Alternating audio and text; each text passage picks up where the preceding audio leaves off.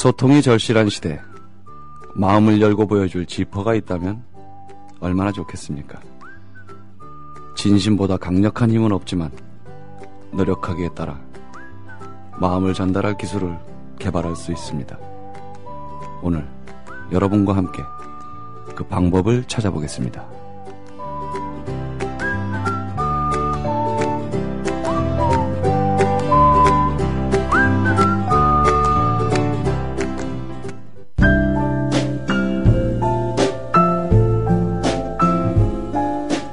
뇌에는 근육이 없습니다. 최근 섹시한 뇌를 위한 체육관 국민라디오 전영관의 30분 책 읽기. 네, 제가 오프닝 멘트에서 말씀드렸듯이 소통이 중요한데 말로도 소통이 되고 글로도 소통이 됩니다. 그러면 자기 생각을 글로 전달하는 방법 여러 가지가 있겠죠. 하지만 그 말도 대본이 있는 경우가 있고 연설문을 써서 그거를 읽는 경우도 있습니다. 물론 읽을 때 표정과 손짓과 눈빛이 추가돼야 되겠죠. 오늘은 그 모든 것들의 전문가, 청와대 연설비서관을 8년을 지내시고 이번에 대통령의 글쓰기라는 화제의 책을 내신 강원국 선생님 모셨습니다. 안녕하세요. 안녕하세요. 근데 청와대 연설비서관도 저 외모를 보고 뽑는 모양이죠? 그런 얘기를 자주 듣습니다. 이건 또 뭡니까? 특히 그 참여정부 비서관들이 훈남이 많다는 소리 자주 듣습니다. 예. 제가 뉴스 화면으로 보기에도 이렇게 서서 그 대통령 나올 때나 아니면 무슨 이제 그 청와대 기자회견 같은 거 할 때 쭉 서 계신 분들 보면 무슨 분장을 했나 저렇게 얼굴도 뽀얗고 뭐 저는 좀 원단이 좀 안 좋아서 저도 디자인은 좀 괜찮은데 원단을 좀 안 좋은 거 써서 어머니가 가난했거든요. 예. 근데 디자인도 좋으시고 원단도 좋으시고 훌륭하십니다. 요 책 얘기하러 나와가지고 제가 지금 엉뚱한 얘기를 하고 있는데요. 모두에 제가 이제 말씀을 드렸듯이 전달을 해야 되잖아요. 사람들한테 내 생각을. 네. 그러면 연설비서관이시지만 내가 대통령이 아닌데 그 차이를 어떻게 메우실까요? 그거는 뭐 철저하게 대통령 네. 생각을 24시간 쫓는 방법밖에 없습니다. 사람들이 그 대통령 연설을 썼다 그러면 글을 굉장히 잘 쓰는 줄 아는데 네. 글을 잘 쓸 필요는 없고요. 글을 잘 쓰면 연설비서관 할 수가 없습니다. 자기 글을 쓰기 때문에 문학이 돼버릴 수가 그렇습니다. 있죠. 그래서 뭐 우리나라 당대 문인들이 대통령 연설을 쓰는 경우도 있었는데 매번 퇴짜를 맞았죠. 철저하게 연설비서관은 대통령의 생각을 쫓고 대통령의 말투와 억양, 자주 쓰는 표현, 단어까지 그대로 복사해내는 게 일이고요. 그걸 위해서 대통령의 모든 말씀을 계속 추적하고 따라가는 게 이제 연설비서관이 가장 중요한 역할이죠. 그럼 어찌 보면 인간 복사기식이네요. 그렇습니다. 특히 또 자기 생각이 분명한 사람은 연설비서관을 할 수가 없고요. 대신에 이제 말귀는 좀 알아들어야 됩니다. 대통령이 무슨 말씀을 하시는지 기본적으로 그건 알아야 되고 가장 중요한 건 체력이 좋아야 되고요. 이게 이제 연설비서관 자리는 그 청와대 비서관 중에 가장 3D입니다. 가장 힘들고 그런 자리이기 때문에 일단 체력이 뒤따라줘야 되고 또한 그 대통령으로부터 가장 많이 혼나는 자리고요. 혼날 수밖에 없는 게 자기 말을 쓰는 걸 하는 데 있어서 대충 이 정도 됐다가 있을 수가 없거든요. 마음에 들 때까지 하는 거예요. 자기 마음에 들어야 되니까. 다른 비서관이 올린 보고서는 참고만 하십니다. 마음에 들건 안 들건 참고만 하시는데 연설은 그대로 읽어야 되기 때문에 그러니까 어떻게 보면 체력과 함께 대통령한테 혼났을 때 그 맷집 한두 번 혼났다고 의기소침하고 뭐 그만두겠다 생각을 하면 그 자리에 있을 수가 없죠. 마음의 근육이 많이 있으시죠. 그렇습니다. 네. 식스팩을 확실히 갖추고 계신. 네. 저는 또 지금 그 주관이 뚜렷하면 안 된다라는 거를 반대로 생각하는 게 주관이 뚜렷하고 내가 확실해야 나를 딱 닫고 안 열을 수 있어야 되잖아요. 그렇습니다. 저는 그 사람이 외래도 주관이 뚜렷한 사람이라고 보거든요. 근데 뭐 저는 사실은 뭐 제가 뚜렷해 보이시는데. 아니요, 전혀 그렇지 않고요. 뭐 김대중 대통령 모실 때는 김대중 대통령 생각을 쫓았고요. 네. 노무현 대통령 모실 때는 쫓았고 그런데 막상 두 대통령님을 8년간 모시고 이제 그분들의 생각에 길들여지고 그런 상황에서 사실 나와서 그 조성래 전경련 회장을 이제 모실 기회가 있었는데 예. 그거는 어렵더라고요. 그만큼 그분들 그 두 대통령의 생각과 조성래 회장의 생각이 예. 달랐기 때문에 방향이 또 있어서 변신이 안 되시던가요? 그 변신을 해야 진짜 프로인데 예. 그 대목에서 제가 프로가 아니라고 느꼈습니다. 그거는 스피치라이터로서 철저히 또 조 회장님을 그대로 예. 따라가면 되는 건데 예. 그건 쉽지 않더라고요. 아. 근데 스피치라이터는 사실은 그 제가 이제 쓰는 그 스피커를 좋아하고 존경해야 합니다. 그렇지 않으면 그렇죠. 예, 그분의 생각을 그대로 복사해서 쓰기가 자기 안에서 자꾸 불쑥불쑥 이게 아니라는 생각이 들면 연설문을 쓸 수가 없죠. 만신의 경지신 건데요, 사실은. 저희가 이렇게 어디 점집에 가건 뭐 해도 만신은 돈을 주면 접신이 되는 거잖아요. 어찌 보면 돈을 받고 접신을 하는 건데 그 사람들도 이렇게 촉이 안 닿는 사람은 안 된다고 그래요. 돈을 억만금을 줘도 촉이 안 닿아서 접신이 안 되면 말을 못 하는 건데 그건 굉장히 저도 공감이 갑니다. 그 정말 내가 존경하거나 뭔가 내 마음에 어딘가가 열려 있어야 네, 그분의 생각이 이렇게 잭이 꽂혀야 되잖아요. 그렇습니다. 마음에 잭이 꽂혀서 이렇게 넘어와야 되는데 그렇습니다. 안 넘어온다 그러면 정경련 회장님이 방송 들으시면 좀 섭섭하시겠는데. 아니요. 뭐 그분도 그분대로 생각이 예. 있으시고 또 그게 예. 틀렸다 뭐 맞다 제가 그런 건 아니고요. 단지 예. 맞지 않았다는 거죠. 서로 촉이 닿지 않는다. 그렇습니다. 틀린 게 아니라 서로 다른. 그렇죠. 야, 근데 이건 좀 엉뚱한 질문이긴 합니다만 만약에 이명박 대통령이 연설비서관을 하셨다. 네. 그러면 제가 이 자리에 초대를 했을까요, 안 했을까요? 글쎄요. 근데 이명박 대통령께서도 그 연설에 네. 밖에 알려진 것과 달리 그 가장 많이 어떻게 보면 연설에 신경을 쓰신 대통령이었다고 그러더라고요. 그래서 특히 강조했던 게 이제 품격. 원래 품격을 강조하셨잖아요. 나라의 품격도 강조하시고 본인의 연설에 있어서도 품격을 대단히 강조하시고 단어 하나 쓰는 데 있어도 좀 더 품격 있는 단어를 쓰라는 주문을 계속 연설비서실에 내려보냈다고 그러더라고요. 근데 막상 근데 연설은 결국 자기 살아온 삶이고 삶 그 자체고 자기이기 때문에 그렇죠. 예. 그거를 아무리 연설비서실에 품격 있는 단어를 쓰더라도 거기서 품격이 나오진 않죠. 그러니까 초대를 했을까요? 안 했을까요? 제가 지금 그 개그로 이렇게 질문을 드렸는데 다큐로 답변을 하셔가지고 여기가 이제 국민 라디오거든요. 예. 그리고 제 와이프가 이 국민 라디오 팬이거든요. 근데 감사합니다. 상대적으로 이명박 대통령이 텔레비에 나왔을 때는 무조건 채널을 돌렸습니다. 단 한 번도 이명박 대통령의 말을 들어본 적이 없습니다. 저는 텔레비에서 오히려 더 반색을 하고 초대를 했을 것 같아요. 만약에 이명박 정부의 연설비서관을 지내셨다면. 네. 어떻게 하면 그렇게 사람 속을 뒤집는 글을 쓸 수 있을까?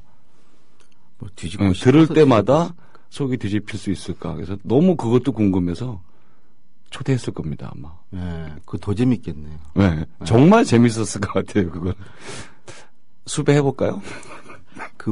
여러분이 쓰신 걸로 알아요. 예, MB 정부 때는. 한번 찾아보겠습니다.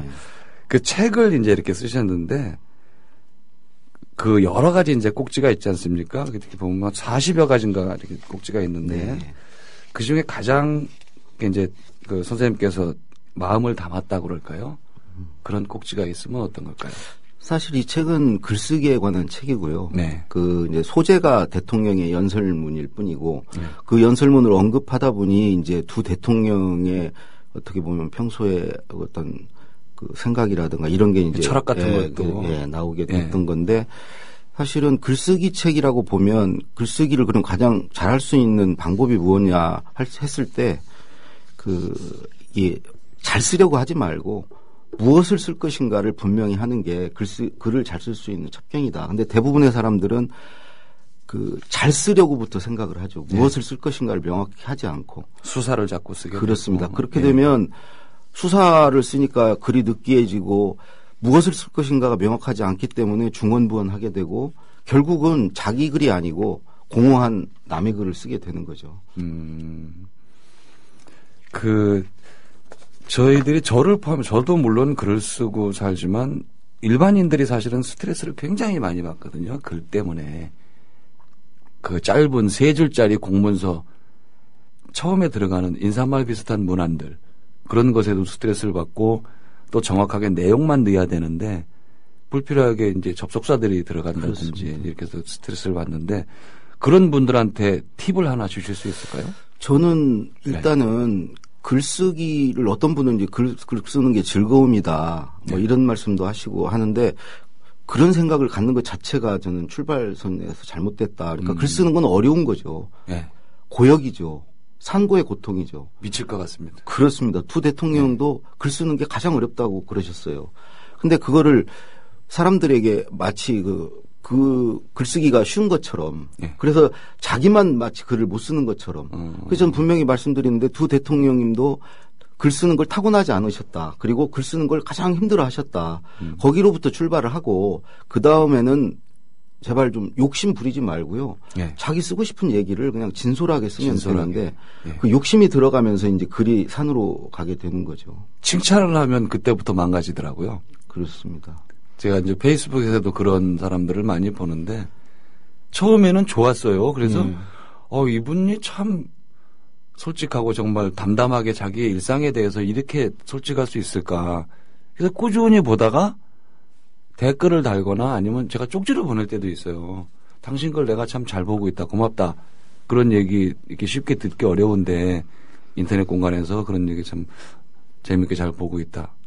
그러면 저는 이제 글 쓰는 사람 입장이니까 그쪽에서는 좀 더 고무되는 느낌도 있는 모양이에요. 그게 이제 그렇게 되면 어깨에 힘이 들어가죠. 부담을 갖죠. 사람을 의식하게 되죠. 자기 글이 안 되고 사람을 의식하면서 글을 쓰게 되죠. 읽을 사람 생각하면서 쓰고 뭐 이렇게 자꾸 이상한 짓 하고. 그러다 보니 저는 항상 그런 얘기해요. 글 쓰는 걸 남이 당신의 글에 대해서 그다지 관심 없다. 부담 갖지 마라. 그냥 남이 안 본다고 생각하고 써라. 결혼식장 안 가봤냐. 줄에서 누가 듣냐. 근데 줄에 서는 사람은 엄청나게 연습하고 준비한다. 한 달 동안 연습할 겁니다, 아마. 그럴 필요 없다. 그러니까 그 남이 내 글을 뭐 보고 있다. 그래서 이목을 너무 의식하면 저는 글을 잘 쓸 수 없다고 생각합니다. 그럼에도 불구하고 대통령 연설문이라는 건 최소한 수백만이 동시에 듣는 그러니까 고도의 어떤 전략적인 어떤 그런 게 들어있는 글이 대통령의 연설문이죠. 그렇죠. 많은 대상을 이해관계가 다른 많은 대상을 상대로 각각의 사람들에게 메시지를 전해주면서 가급적 다수를 만족시켜야 하는 만족시키는 글이 돼야 되기 때문에 그 공통분모를 찾고 하기가 그리고 큰 실수가 나면 안 되거든요. 그러니까 어느 특정 부류에 대해서 그 굉장히 그 안 좋은 메시지가 전해지면 안 되기 때문에 그 모두를 고려한 또 그 어떤 시점과 그런 것들을 고려한 아주 그 전략이 들어있는 게 이제 연설문이다. 그래서 그걸 통해서 글을 배우면 아무래도 이제 글을 쓰는 데 있어서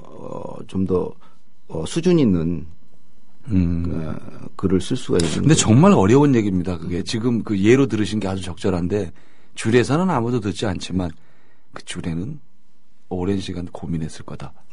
맞습니다. 그 글 쓰는 사람들의 문제일 수도 있고 실제 자기가 써서 인터넷에 올려놓던 물론 책을 낸다 그러면 좀 경우가 다르겠지만 일상생활의 글쓰기는 사실은 그렇게 많은 사람이 관심을 가지지는 않거든요. 그렇죠. 근데 본인은 그래요.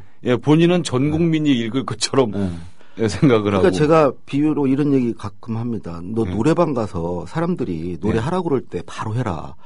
노래 안고 빼고 빼다가 모든 사람이 주목할 때 노래했다가 못하면 개망신이다. 가는 거죠. 새우깡도 그러니까 못 얻어먹습니다. 노래하라고 그럴 때 바로 노래하면 아무도 안 듣는다.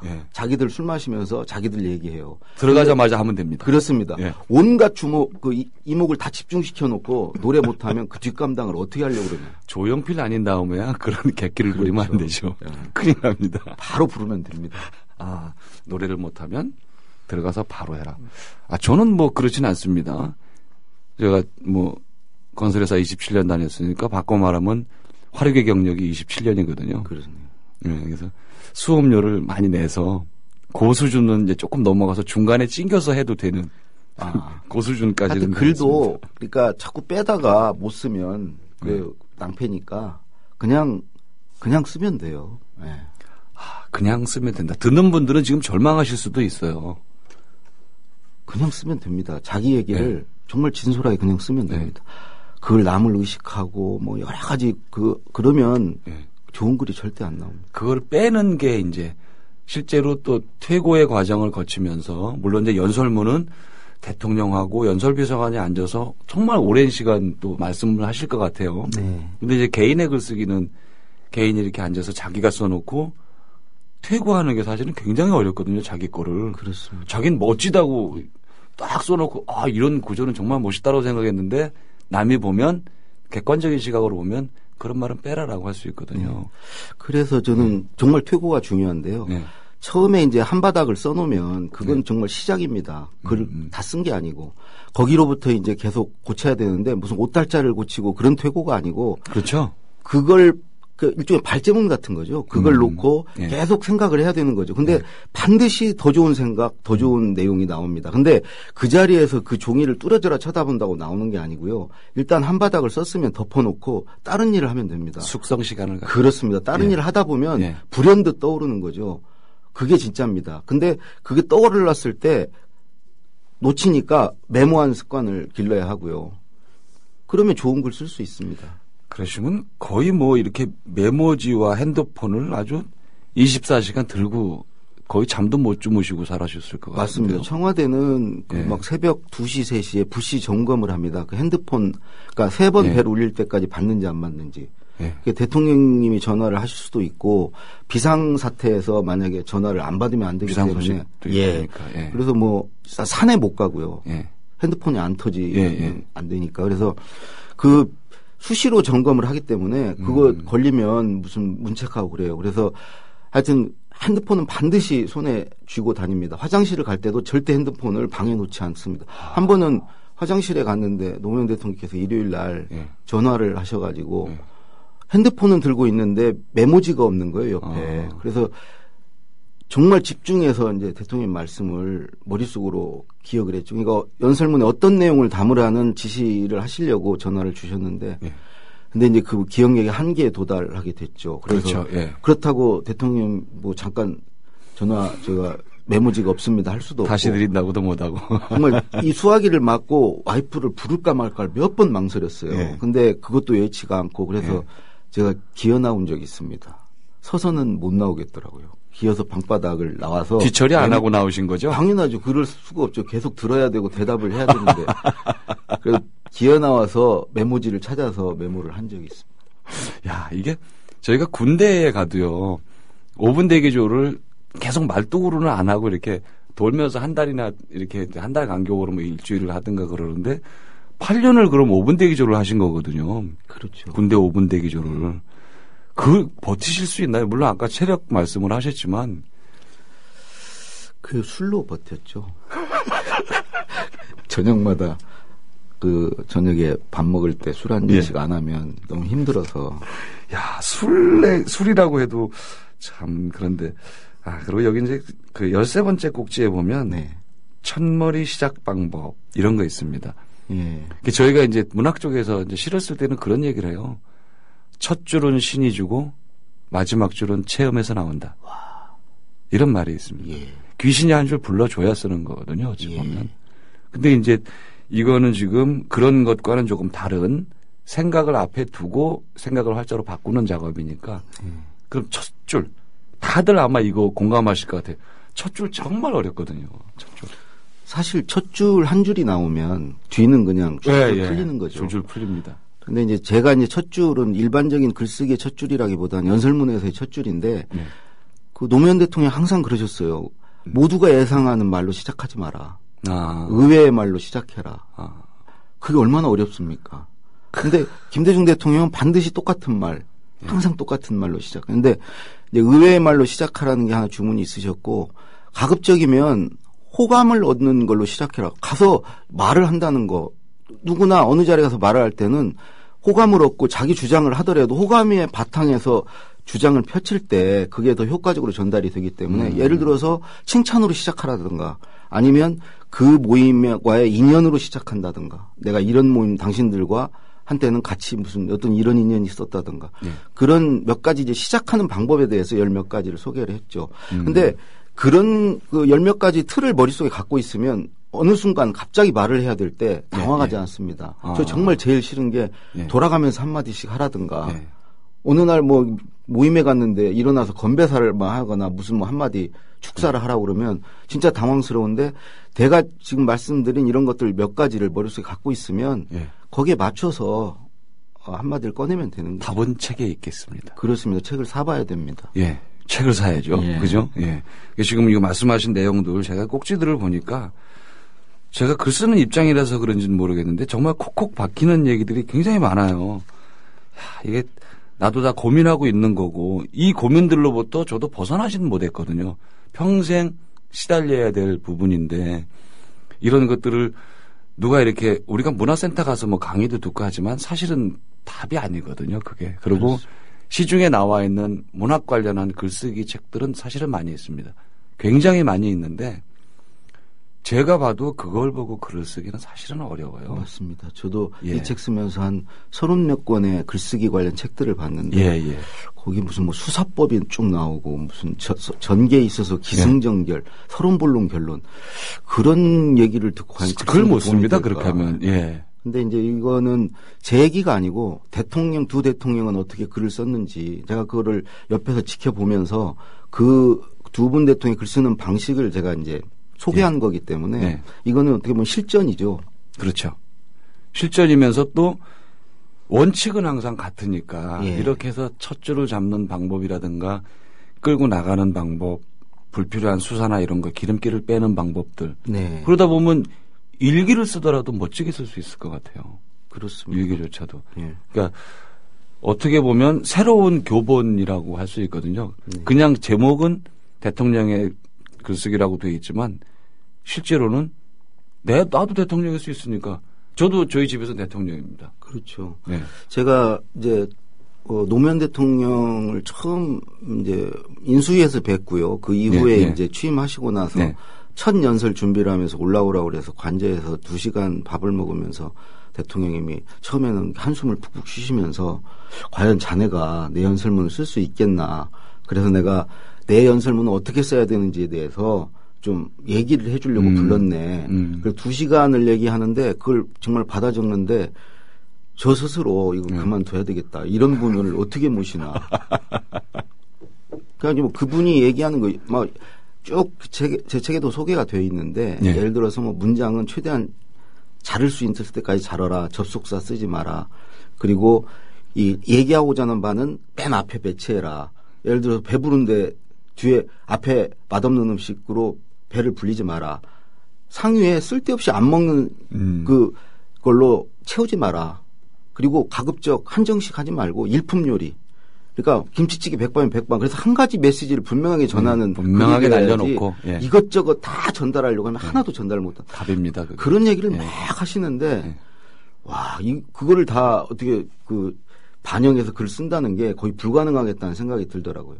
근데 그 5년간 모시면서 그 하나하나가 그냥 하신 말씀이 아니고 그 뒤에 계속 그런 부분에 대해서 지적을 하시고 행동으로 본인께서 이렇게 또 보여주셨을 거죠. 그리고 한 수가 본인이 그런 글을 못 써서가 아니고 시간이 없어서 그런 거거든요. 만약에 노무현 대통령님이 그런 글을 못 쓰시는 분이 주문만 그렇게 하셨다 그러면 저도 아마 거기에 대한 반감이 되게 많았을 텐데 가끔 한 번씩 보여주셨거든요. 한 칼을. 샘플로 이렇게 딱 써서 아무 말씀 없이 딱 내려주시는데 내려주실 때도 그냥 제목이 노무현입니다예요.